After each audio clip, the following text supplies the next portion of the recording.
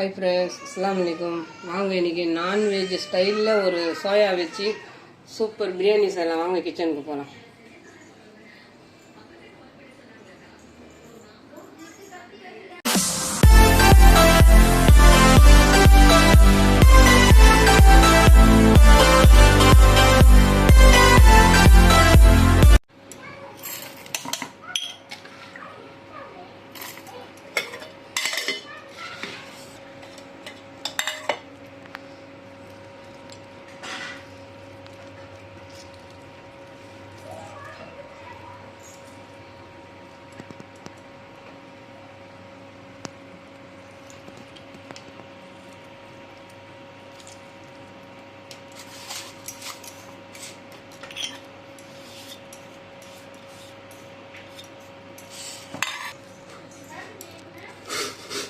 சுடு தண்ணி,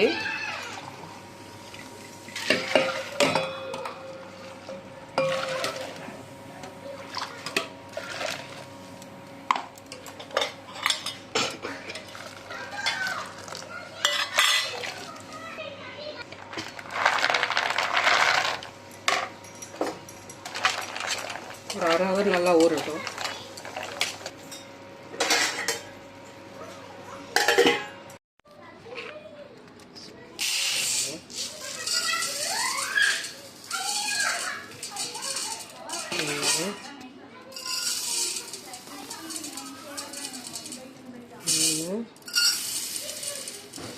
நாலாயிரம்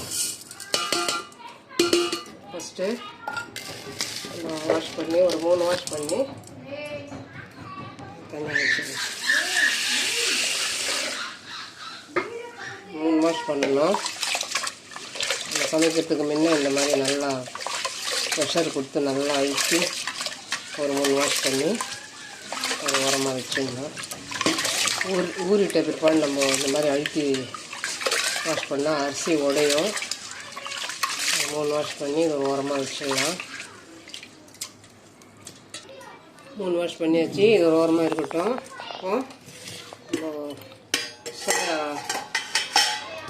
சுடு தண்ணியில் ஊற வச்சேன் இல்லையா, நல்லா மிளகாவை நல்லா அரைச்சிட்டு அப்போ தான் நல்லா காரசாரமாக இருக்கும். வீட்டில் ஹேண்ட் க்ளவுஸ் இருந்துச்சுன்னா அந்த மாதிரி கைக்கு போட்டுக்கோங்க.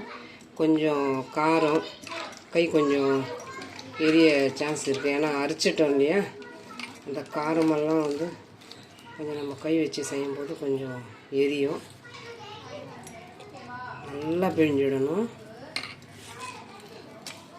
நல்லா பிழிஞ்சிட்டு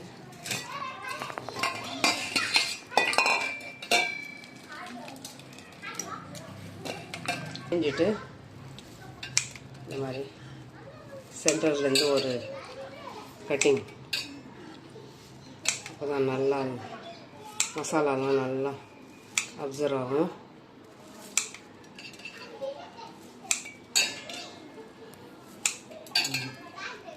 ஃபுல்லாக நம்ம பிழிஞ்சு எடுத்துட்டு எல்லாத்தையும் இந்த மாதிரி கட் பண்ணிக்கலாம்.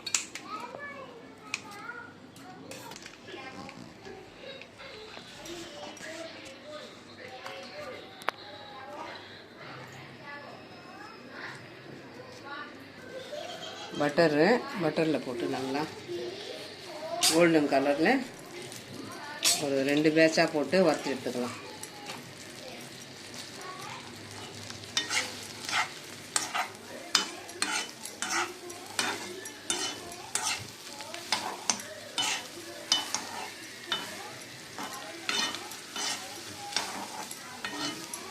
அரைச்சி மிளகாய் எதனால் போடுறதுன்னா அந்த காரம் இன்னும் நல்லா அப்சர்வ் ஆகி நல்லா காரசாரமாக இருக்கும்.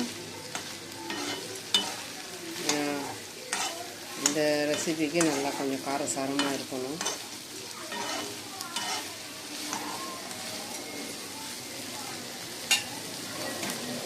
ரெண்டாவது பேட்ச்சு இந்த அமுலில் முக்கால்வாசி போட்டிருக்கேன். போட்டு இது நல்லா கொஞ்சம் கோல்டன் கலரில் வறுத்து எடுத்துக்கணும். இந்த பட்டர் செய்கிறதுனால இந்த சோயா ஒரு போர் அடிக்காமல் நம்மளுக்கு சாப்பிடலாம். இது அப்படியே இருக்கட்டும். 100 கடலை எண்ணெய் போட்டாச்சு.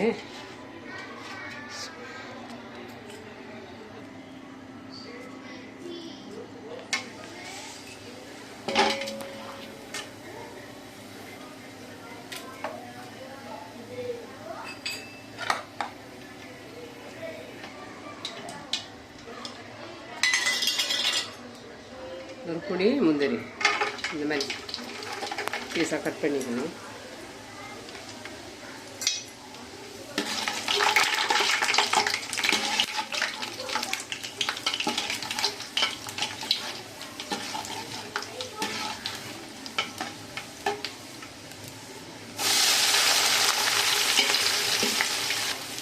ஒரு பெரிய வெங்காயம் 9 வெங்காயம், கொஞ்சம் மசாலா எக்ஸ்ட்ரா இருந்தால் நல்லாயிருக்கும். 9 வெங்காயம். வெங்காயமெல்லாம் சீக்கிரம் வேகும்.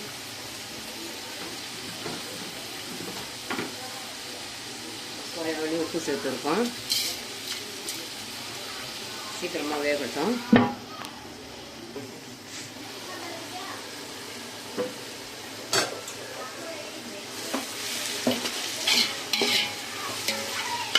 இந்த மாதிரி கண்ணாடி கலர் வந்ததும் அரை கட்டு புதினா, 1/4 கட்டு கொத்தமல்லி நல்லா வாஷ் பண்ணி வச்சுருக்கேன்.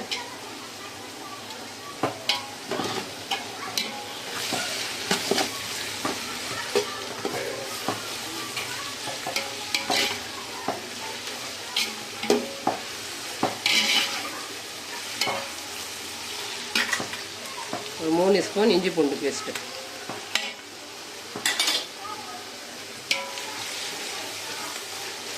பச்சை வாடை போகிற வரைக்கும் கொஞ்சம் நல்லா கலந்து கொடுத்துக்கணும்.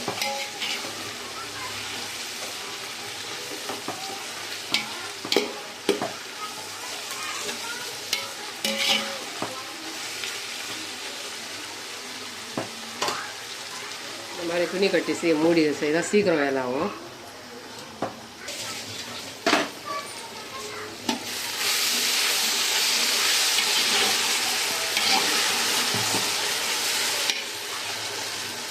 இன்னொன்று பச்சை மிளகாய்.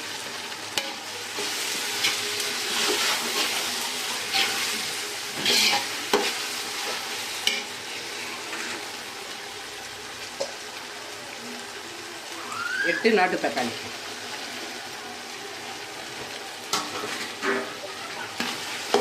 நல்லா வெங்காயம் நல்லா வதங்கிடணும்.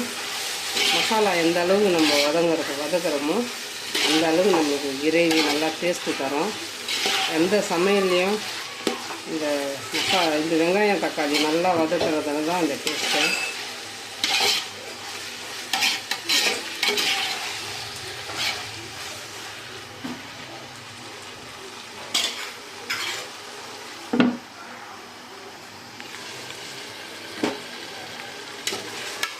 நல்லா இந்த மாதிரி கலர் மாறணும். அந்த இதில் சோயா சேர்த்துக்கலாம். பட்டரில் வறுத்த சோயா.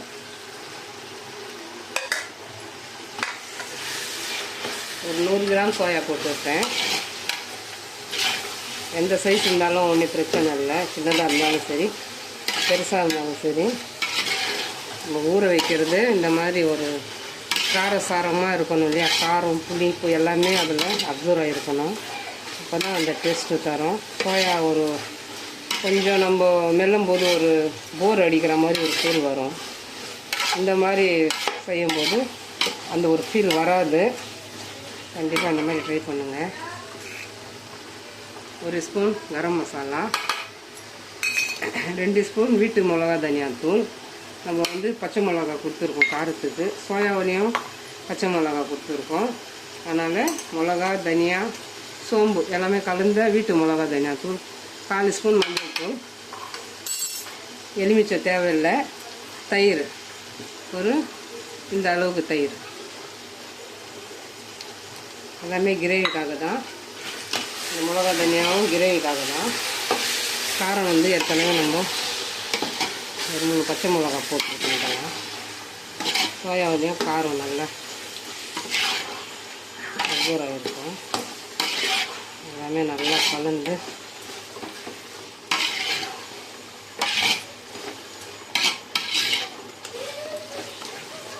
அரிசி 4 அழகு அரிசி எடுத்துருக்கோம் இல்லையா? தண்ணி 5 அழகுக்கு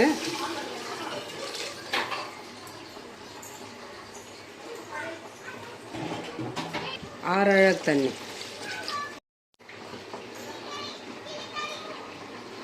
உப்பெல்லாம் சரியாக இருக்கான்னு பார்த்துக்கணும். கொஞ்சம் கம்மியாக இருக்குது.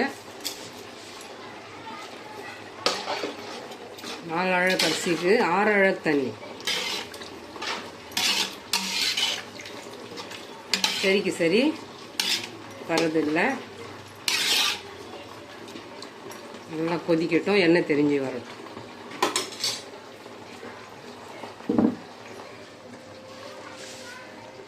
நல்லா கொதிக்குது.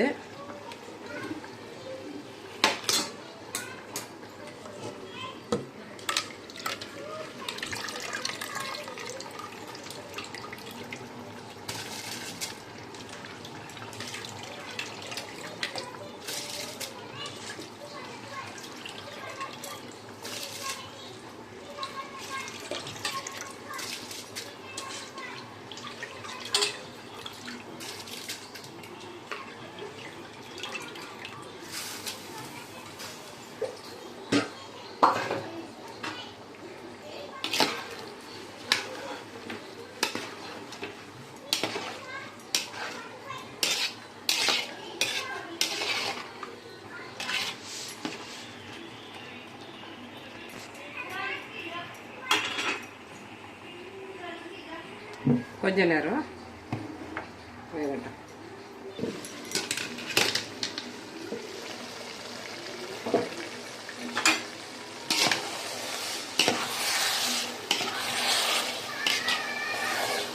இந்த அப்பப்போ கொஞ்சம் இந்த மாதிரி தான் கலரணும், அப்போதான் உடையாது. இந்த ஸ்டேஜில் தவா தம் கொடுத்துடலாம்.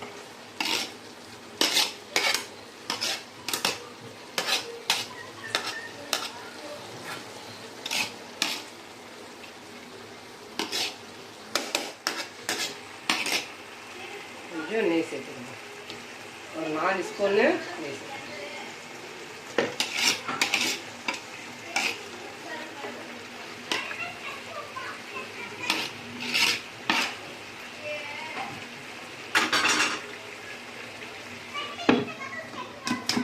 இந்த மாதிரி ஒரு பழைய தவா, வீட்டில் நார்மல் தவா இருக்கு இல்லையா, அது இருந்துச்சுன்னா இந்த மாதிரி வச்சுடுங்க. வச்சுட்டு ஒரு கொதி வந்த பிற்பாடு இந்த மாதிரி நல்லா கொஞ்சம் கொதிக்கணும். நெய் சேர்த்தோம் இல்லையா, அதெல்லாம் கொஞ்சம் நல்லா கலந்துட்டு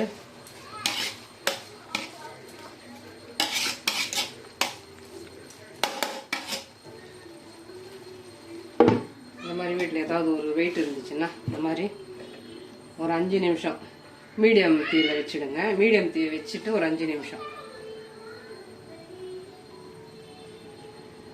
ஒரு 5 நிமிஷம் தம் ஆகட்டும். 5 மினிட்ஸ் ஆயிடுச்சு.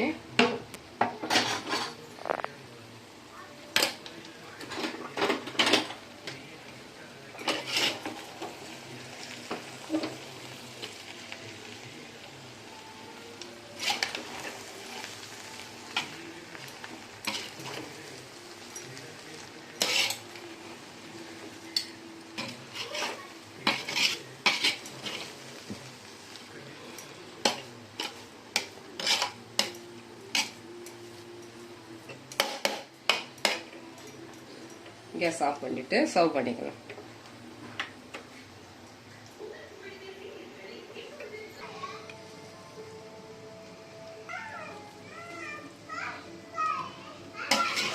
சோயா வச்சு ஒரு பிரியாணி. நான்வெஜ் சாப்பிடாதவங்க இந்த மாதிரி ஒரு சோயா வச்சு பிரியாணி செய்து நல்லா ஒரு பிரியாணி டேஸ்ட்டில் சாப்பிடலாம். நான்வெஜ் ஓணும், நான்வெஜ் இருந்தால் தான் சாப்பிடுவோம் அப்படின்னு சொல்கிறதுனால இந்த மாதிரி தனியாக ஒரு சிக்கன் வறுத்தும் கூட வச்சு சாப்பிட்டுக்கலாம். நான்வெஜ் சாப்பிடாதவங்க இந்த மாதிரி இந்த சோயா வச்சு ஒரு பிரியாணி மெத்தடு தான், ஃபுல்லாக பிரியாணி மெத்தடு தான்.